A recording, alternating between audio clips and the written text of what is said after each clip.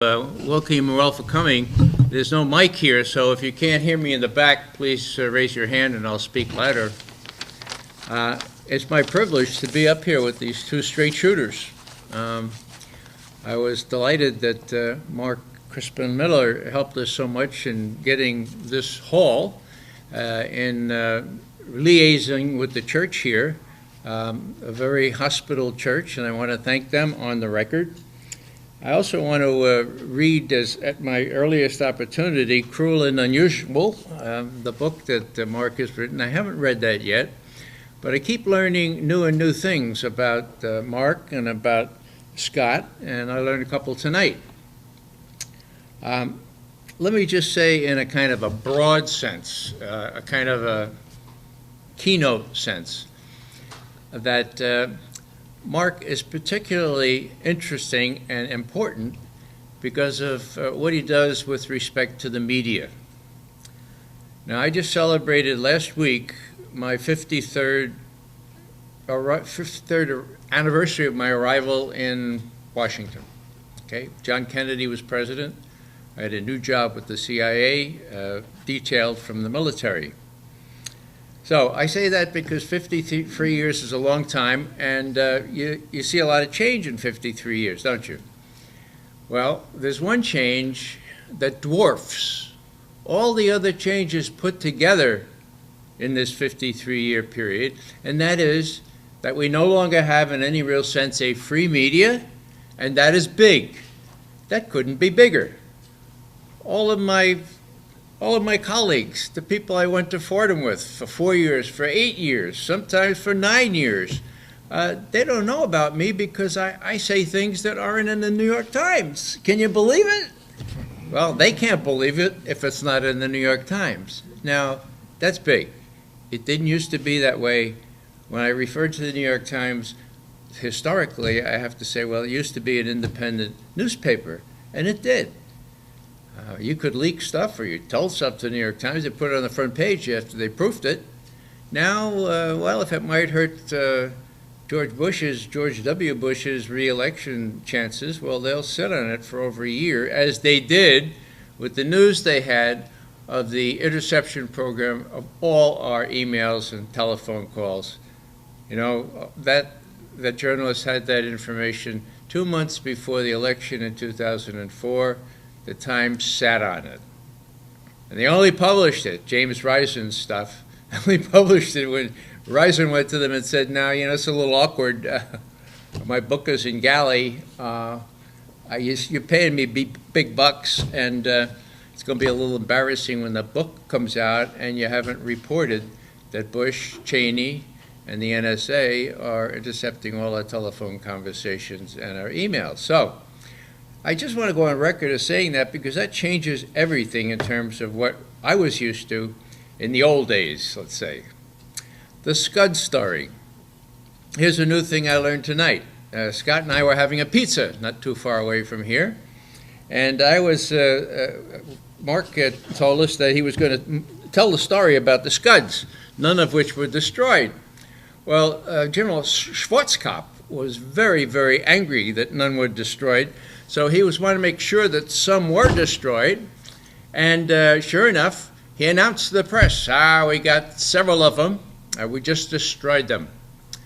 And the way it came to me out of Colin Powell's book was some junior imagery analyst said, no, those were oil tankers.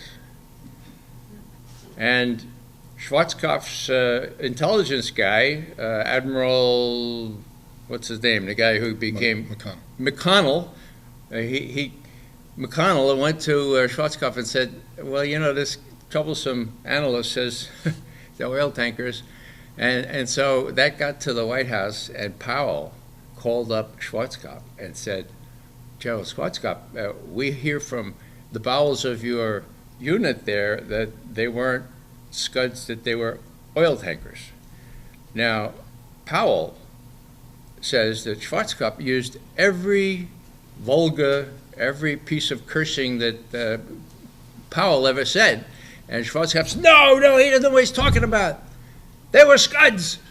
And so Powell no profile in courage. Powell said, "Oh, all right. You say it was Scuds? There was Scuds." Next day, front page of the New York Times, pictures of these oil tankers, these Jordanian oil tankers, destroyed at the place where the Scuds were supposed to be. So I said to Scott, chewing on a pizza, I said, I don't know who that guy was, but, he spoke the truth. I wonder what happened to him. And guess what Scott said to me? Guess, anybody? He was fired. Yeah, what? You're eating pizza with him. Yeah, that's what he said. You're eating pizza with him. And I said, well, what happened, Scott? He said, well, you got fired, right? Yeah, on the spot, You tell the truth, you get fired. And we all are familiar with that. Now, this leads me to the next little test of Scott's character and my naivete. We're talking about Hillary Clinton. It wasn't a mistake, folks. It wasn't a mistake that had her vote for the Iraq War. It was a calculated, cynical, political move because she knew that she had to be tough if she was to get her turn to be president of the United States. She didn't want to know any of this stuff. She didn't want to know any of the truth. And, we have that. Example A. 4 weeks before the attack on Iraq in March of 2003, somebody leaked the debriefing report that was taken from Hussein Kamel, one of Saddam Hussein's sons-in-law. Okay, he defected to Jordan, and in 1955 he spilled the beans. CIA, British, UN interrogators, they said, well, thanks for coming out. Now, where are the weapons of mass destruction? And Hussein Kamel said, well, they were all destroyed. Interrogators, right. How do you know they were destroyed? Well, you didn't do your research? You don't know that I was in charge of that program? Yeah, but how do you know they were destroyed? Well, I don't know how it works in the West, but I was in charge of that program, right? And I ordered them destroyed. So they were destroyed, okay? Yeah, how do you know? Well, I've checked some samples. What do you want me to say, that they weren't? Is that what you want? You want me to say they're still there, Well, they're not. They're destroyed. It's all in this beautiful debriefing report. Somebody leaked that to Newsweek 4 weeks, actually 5 weeks, before the attack on Iraq. What did the media do? Well, Newsweek put it in a little periscope. Remember the little periscope part of the, just a small little item there. It certainly deserved more, but to their credit, they published a story. This was at the end of February 2003, and the stenographers, who used to be called journalists that we have in Washington, they said, oh my, this is not the narrative. We better check this out. So where would you go to check that out? Anyone? Oh, they went to the CIA, right? And the CIA guy said, well, no, it's bogus, untrue, it's false, and one other adjective they used here. False, untrue, wrong, bogus. So they pulled out the whole tray of adjectives that they use for really serious occasions. And what did the stenographers of the mainstream press do? Well, they said, oh, thanks so much, because we were thinking of writing a story on this. So thanks for telling us that it was bogus, untrue, and all this stuff. Now, that was out there, right? It was documentary. It was the debriefing report. I said to Scott several years ago, I said, I don't know who did that, who gave that to Newsweek, but that was the last great chance to stop this damn war. Guess what Scott told me? Anyone? It was me. So there's no end to the truth-telling character of this guy. He tried his best to stop this darn war. You haven't told the story about trying to see Hillary, but we'll get into that a little bit later, I hope. But look, Hillary could have found out. Bob Graham. Now, whatever you say about Bob Graham, he was the chair of the Senate Intelligence Committee, right? And he voted against the war.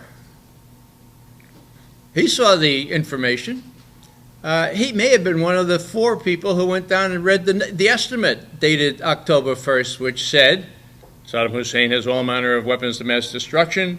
He's a threat to everyone, and besides, there's a sinister nexus, your word, between Saddam Hussein and Al-Qaeda, okay? Yeah, well, that wasn't true, but she didn't even read it, okay? Hillary Clinton didn't read it. Now, we talked about Syria here. I'm just going to sow seriatim here because we want to do a lot of questions and answers. Syria is really big. Barack Obama feels real proud of Syria. Why? Because he didn't let himself get mousetrapped. Scott just kind of mentioned that in passing, but this is a real interesting case study, if you will, if you want to do the Harvard Business School approach. Here's the case, all right? Saddam has to go. Who says? Hillary says. Who says? Barack Obama says. Okay. What does he have? What? Yeah, Netanyahu. Yeah, well, that's what I'm getting to. So why does he have to go? Why does he have to go? Because who else says? George W. Bush says it. Yeah, and Netanyahu. There was a very interesting slip that the New York Times made in October, first week of October 5th, actually, of 2013. What happened was this. There was a false flag attack, and the President of the United States was almost mousetrapped. Now, why was he almost mousetrapped? Well, because someone told one of the stenographers of the Washington Press to ask a question at a press conference of the president, who said, we're not going to get military involved in Syria. And so the answer was, at the end, it was a very canned answer. It clearly came from Hillary Clinton. The question was, under what conditions would you change your military calculus here? Under what conditions would you attack Syria? And he, as though reading it from rote, said, well, if Bashar al-Assad moved or used chemical weapons, then I would change my calculus and then we might do a military thing. Well, now, a year later, all of a sudden, there's this attack outside Damascus, just incidentally, as UN inspectors come into Damascus to look at what's happened there. And what was it? It was blamed on Bashar al-Assad. Scott has already given the answer to this story. It wasn't Bashar al-Assad. It was the rebels. It was the rebels enforced or reinforced and facilitated by the Turkish intelligence service and other Western operatives working with the al-Nusra Front and others in southern Syria. So what happens? Well, a couple of people are killed with this sarin attack.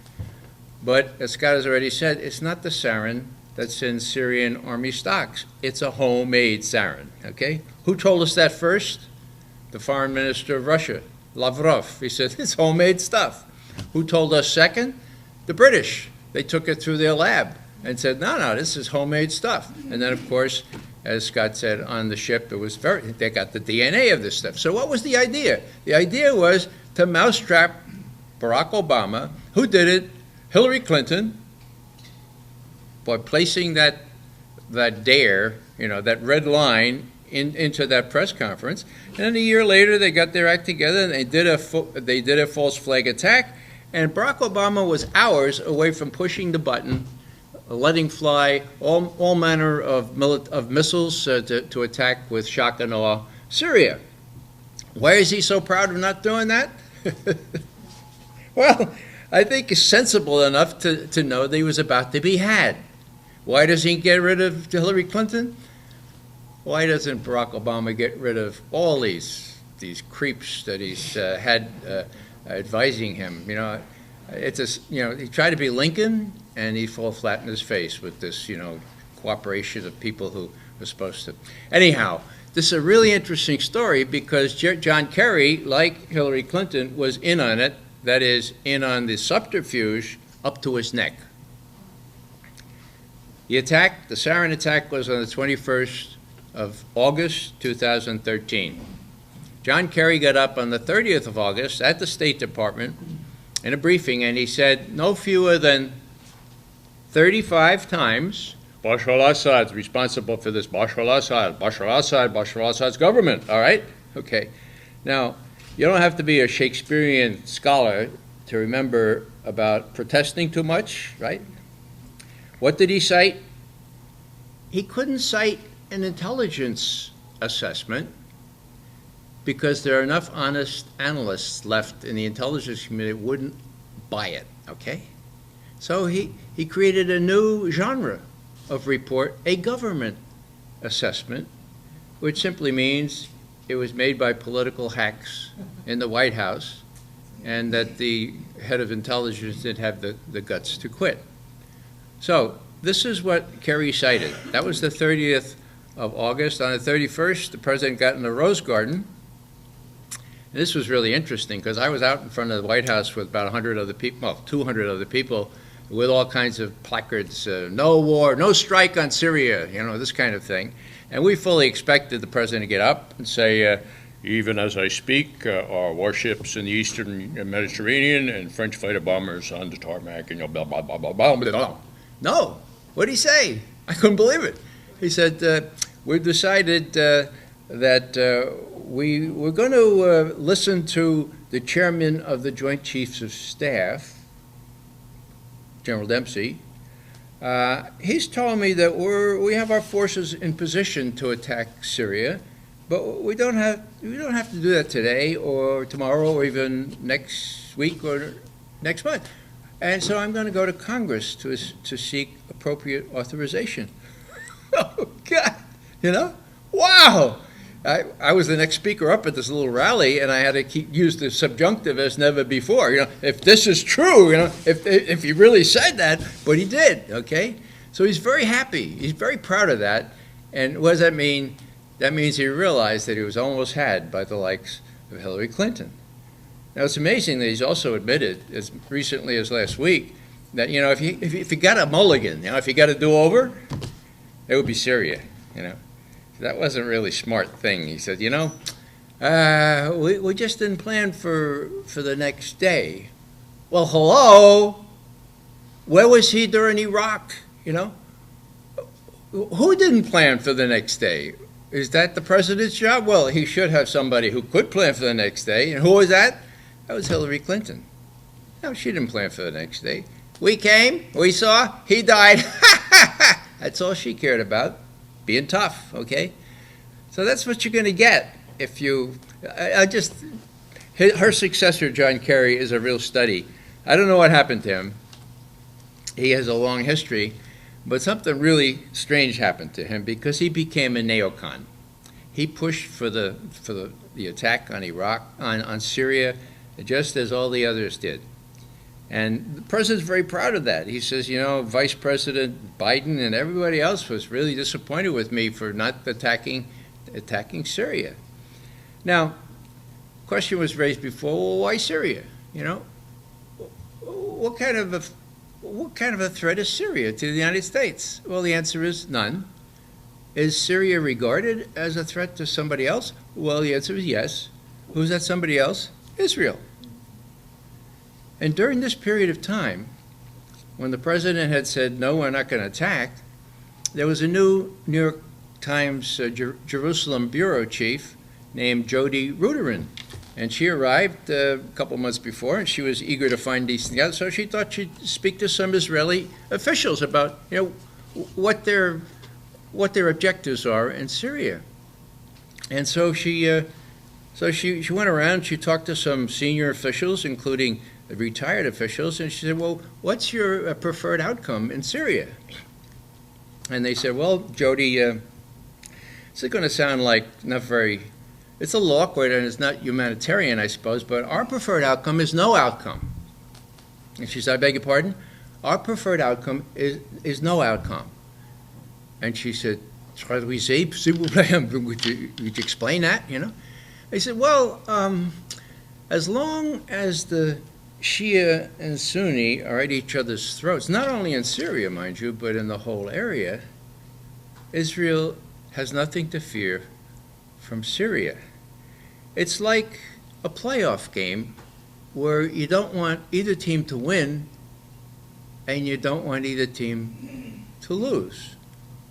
Well, hello, what was happening in the spring of 2013? Bashar al-Assad was starting to win. He had dislodged some of these ragtag rebels from places they had occupied for a couple of years. And so what needed to change? What needed to change the calculus? Get the U.S. in, mousetrap them into overt military involvement, and then it's still not going to win, but at least Bashar al-Assad is not going to win. That's how cruel and calculating that calculus was. So, last thing here, I was trying to talk about Kerry. He went before Congress on the 3rd of September, 3 days after all this went down, and he told Congress, you know, we have to get your permission, we have to get your acknowledgement that we have to attack Bashar al-Assad, and besides, the moderates are winning, the moderates are winning, and everybody in Washington went, the moderates are winning. The president says there aren't. The president told Tom Friedman the notion that there are moderates in Syria, moderate rebels, is a fantasy. Fantasy, okay?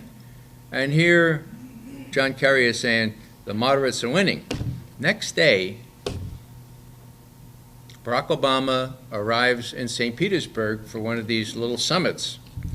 And that same day, Vladimir Putin, in an open meeting, said, you know, this fellow John Kerry, он врет, он знает, что врет, это печально, which means he lies, он знает, что he knows he's lying.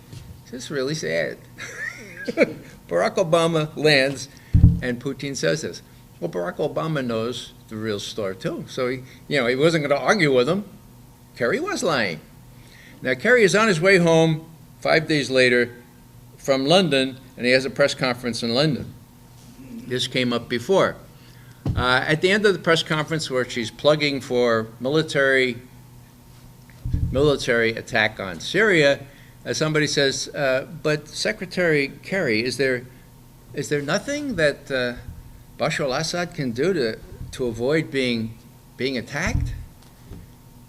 And before the cameras, Kerry says, well, I mean, he could let all his chemical weapons be destroyed, but that's not in the card. That's not going to happen, you know. He gets on the plane, call from the president. John, I meant to mention this to you, but I've been talking with Putin, and we've arranged to have all the Syrian chemical weapons destroyed under our supervision, UN supervision. So when you come back, I want to see you right away, because I'm going to send you back to Geneva to conclude this deal. It was the most bizarre thing I've ever seen a Secretary of State say, having been cut out of the calculus there. Obama knew he had to go behind Kerry's back to get this done. He did it with Putin. They got the Syrian foreign minister to say, oh yeah, that's fine, sure, destroy all our chemical weapons. And you know, what Kerry had just said 2 days before, that's not going to happen. That's not in the cards. Of course, it happened. So this is the kind of thing that not only Hillary Clinton, but the people in the State Department, and specifically her successor, Kerry, that's the way they acted. Now, I want to say something, there's lots more to say here, but I want to talk about the email thing. Now, Bernie Sanders won great applause, including mine, when he said, I'm sick and tired of hearing about damn emails. Enough with the emails, all right? Well, that was a pretty grandiose, sort of grandfatherly, nice little gesture. But whether he knew it or not, he was dead wrong.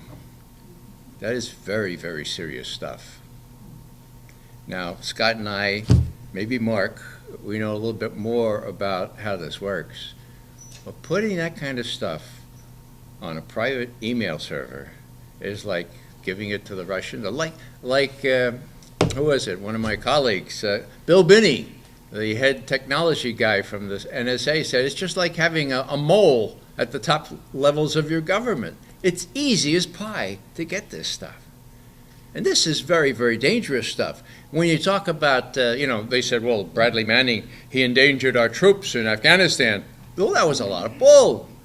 Bobby Gates and all the others said, yes, there's a great danger to our troops. And Carl Levin, the head of the Senate Armed Services Committee, to his credit, said, well, would you give me a memo on that, Secretary Gates?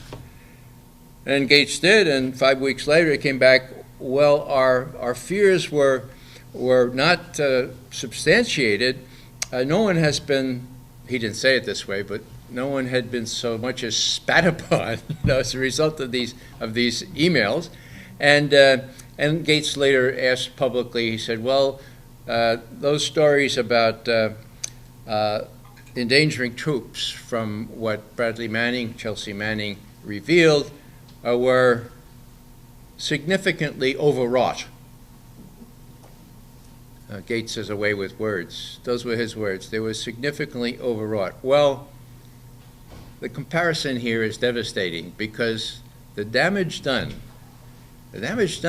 by virtue of Hillary Clinton putting this stuff on a private server is incalculable in many ways and endangers troops. Now look, Kerry was flying into Kabul last week. The Taliban took a couple pot shots at him, okay? Now this is very secret stuff. The president comes in the middle of the night to Baghdad and says hello to the troops and then gets right out. Well, you put that on a server, and the Taliban and other people will down that plane. Next Secretary of State will pay the price. And think about the blackmail potential. Think about it. You don't have to be kind of paranoid. Think about that. Now, people have the book on Hillary Clinton.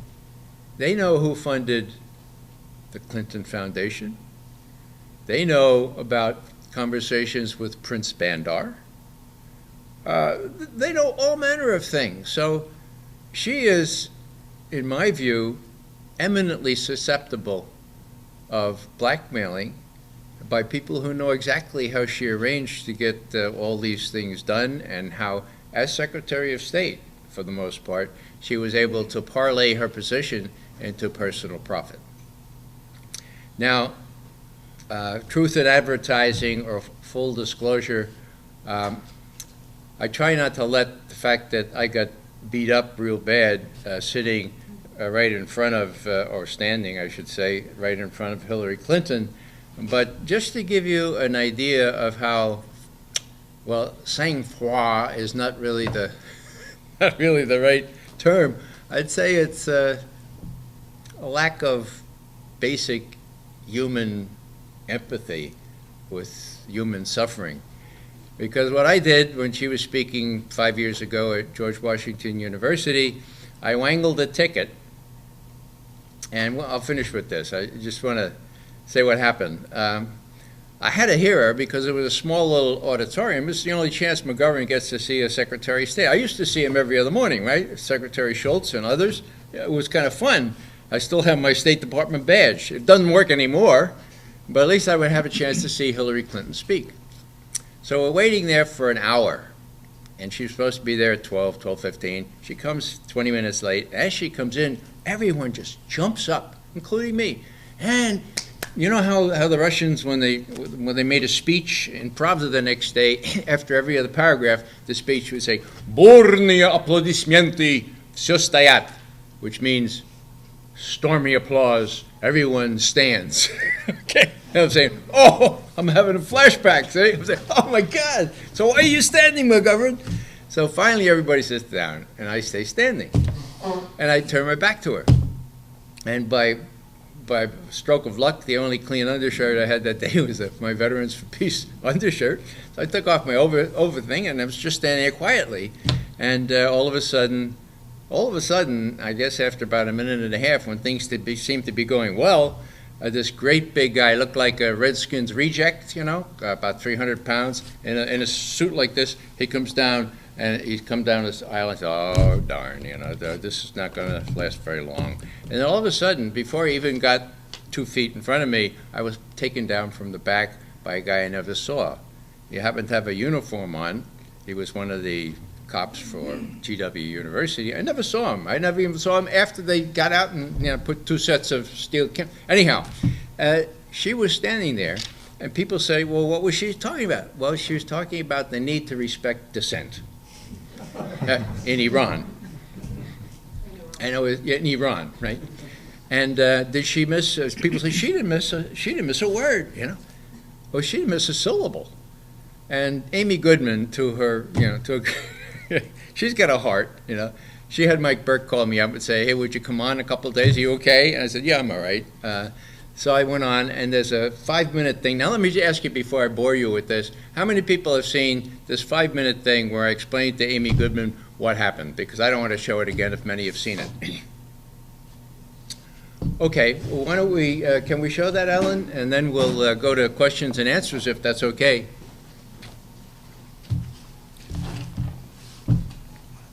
As we move into our last segment. Someone get the On lights. Tuesday, Secretary of State Hillary Clinton gave a major address calling for internet freedom around the world. Speaking at George Washington University, Clinton condemned the Egyptian and Iranian governments for arresting and beating protesters.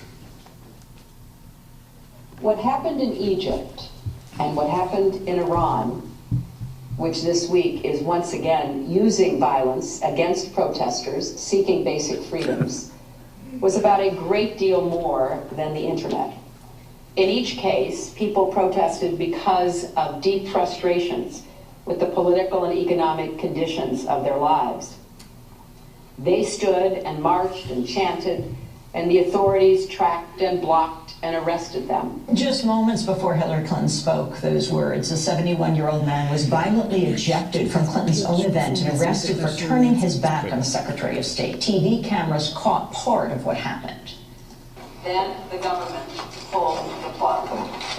Cell phone service was cut off, TV satellite signals were jammed, and internet access was blocked for nearly the entire country. So this is America. The government This did is not America. want Who are you? to communicate with each other, and it did not want the press to communicate with the public.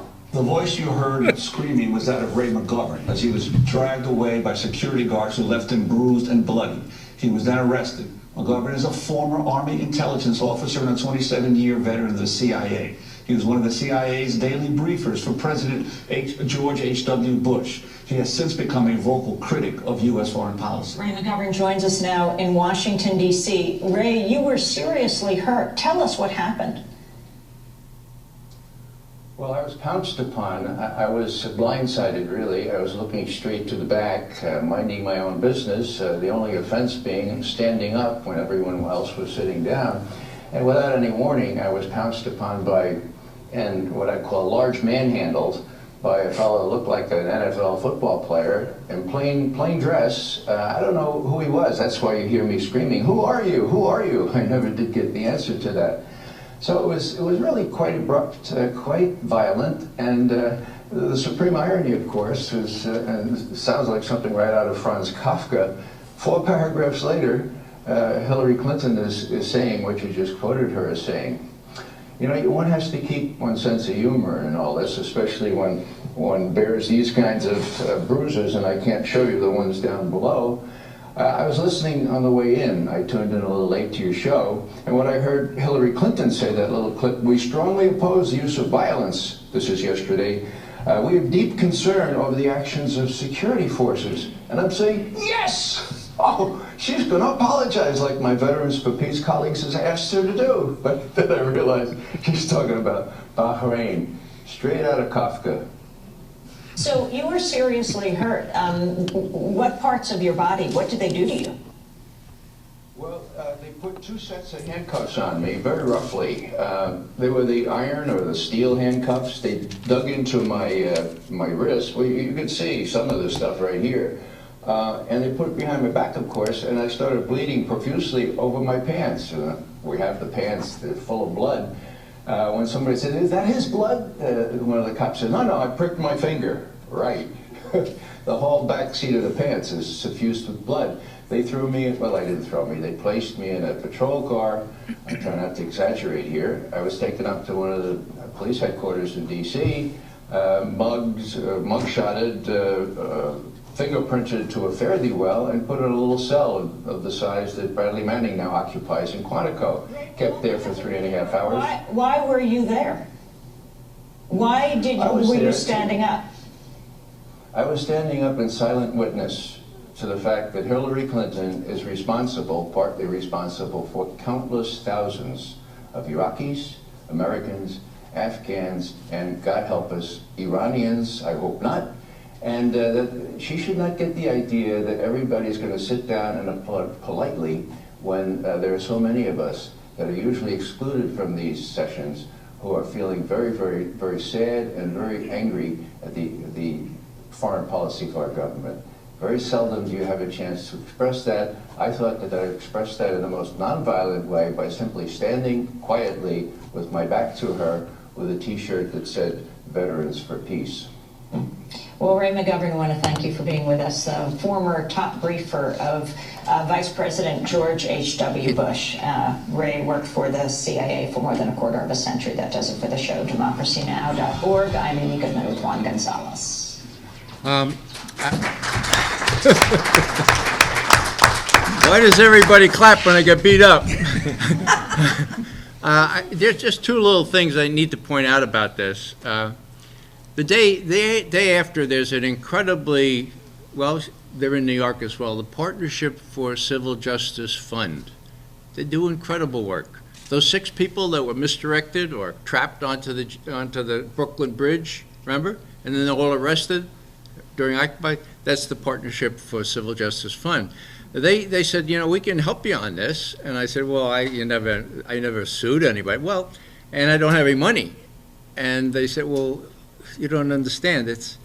We do this for free. And I said, well, how do you exist? And they said, well, we almost always win. And then the government pays a whole lot of money, okay? Now, what they found out was that Hillary Clinton's folks did a bolo on me. Anybody know what a bolo is? Be on the lookout. Be on the lookout for this character. He doesn't have any suspicious record, but he has some notoriety in leftist circles. And if you see him, stop him, detain him, and call State Department security immediately. Whoa. Now, these lawyers got that lifted from the State Department, but a year later, when I tried to see General Petraeus at the 92nd Street Y, I was treated exactly the same way as I was treated. That night, I spent the whole night at the Tombs, okay? So, the bolo was there for 6 months after they found out I had no record, that I had, you know, there's no reason to keep me. Last thing, emails. Now, we had a FOIA out for emails, but of course, since nobody knew about Hillary Clinton's unique arrangement for emails, we didn't get anything from our discovery, that's what they call it, discovery stuff. And then when the last tranche was released, we looked at them. Oh, there's an email from Sidney Blumenthal, Hillary Clinton's private CIA director. He's the one that invents stories about Gaddafi giving Viagra to his troops so they can violate all the women in Africa. You know, it's sort of like that incubator story before Iraq.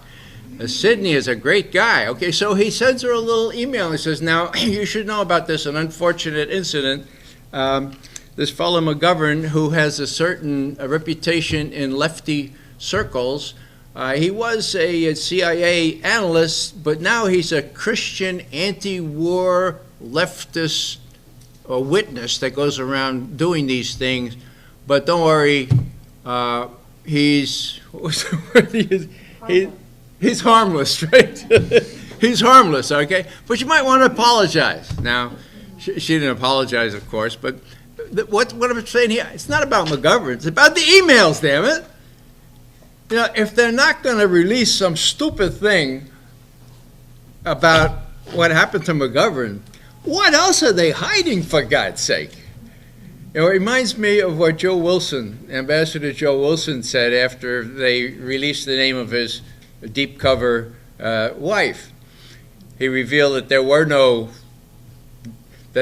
no yellow cake shipments from Niger and deeper Africa. And then he said, and this is what got him in real trouble, this raises the question with respect to what else they're lying about. Well, they're lying about all of it, as you know. This was, you know, with respect to Iraq. Now, how about these little emails? You know, the fact that they didn't release this little thing about Sidney telling his client there, Hillary, that you know, she might want to think about apologizing, but he's what is the word again? He's harmless. It's harmless, so you don't really have to do anything. Well, if they didn't let that out into the open, what else are they hiding? And what I'm saying here is that we professional intelligence analysts and operators who've been at this for hundreds of years, the group we have, Veteran Intelligence Professionals for Sanity, we know what kind of compromises, we know what kind of dangers, we know what kind of programs have been compromised that cost billions, not millions, but B with a boy, billions of dollars. I've seen it happen, and what you have to do is uncreate these things and start anew with a wholly different program that costs extra billions. Now, who profits from that? The military, industrial, congressional, security services, media complex. That's who. But that's for a later discussion. I just want to add those little things about the email and about the BOLO. I think the BOLO may have been still in effect when, as soon as I got into 92nd Street Y a year and a half ago, I was met by the head of their security who said, "Ray, you're not welcome here." I said, "What?" He said, "You're not welcome here." I said, "I have a ticket." I had gotten a ticket through a cutout, actually. That's what I had to do. I said, "Well, let's look at the back of your ticket. It says we can deny you entry anytime." And I had printed out the ticket, right? So I looked at the back. I had nothing here, so I went to the turnstiles. NYPD was right there, grabbed me. I had fractured my shoulder earlier that week, so it was pretty painful. But long story short, I was cited for resisting arrest because of the thing, and put in the tombs. And I don't know how many of the others of you have been in the tombs, but Dostoevsky famously said that if you want to measure the level of a civilization, go visit its prisons. I recommend that every New Yorker, every American, if it were possible, spend one night, just one night, but one night in the tombs and see how you get treated as subhuman. See how you get treated as so much, well, I won't even say it. So it was an educational experience. All these things are educational experience. The last thing I'll say is this. I see that there are several people with my color hair out there, okay? Well, when I got beat up, my Veterans for Peace friends put the word out, a 71-year-old at the time man had been brutalized. Now, Hillary Clinton got, not millions, tens of thousands of emails and telephone calls. Why? Because American people don't like old people to get beat up, all right? Young people, they got it coming to them, you know? So what I'm saying is, anybody with this color hair out there, you got a big advantage, put it into play. They're not going to kill you. You know, be in places where this might happen, and maybe the young people will take some witness from that and say, you know, if these guys care enough about this, they've been around, maybe I ought to care about that too. But I've talked too long here. Okay. Thanks.